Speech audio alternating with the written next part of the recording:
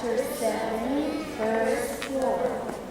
Therefore, everyone who hears these words of mine and puts them into practice is like the wise man who built his house on a rock. Matthew chapter 7, verse 24.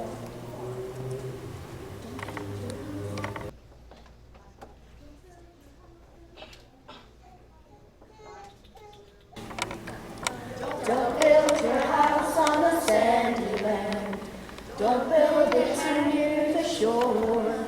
Well, it might look kind of nice, but you'll have to build it twice, so you'll have to build your house once more.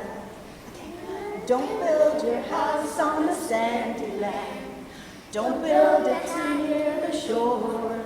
Well, it might look kind of nice, but you'll have to build it twice, so you'll have to build your house once more. You better build your house upon the rock. Make a good foundation on a solid spot. And when the storms they come and go, but the peace of God you will know. Don't build your house on the sandy land.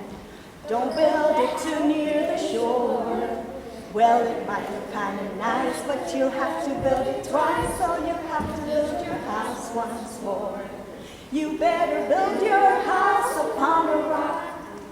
Make a good foundation on a solid spot. And when the storms may come and go, but the peace of God you will know.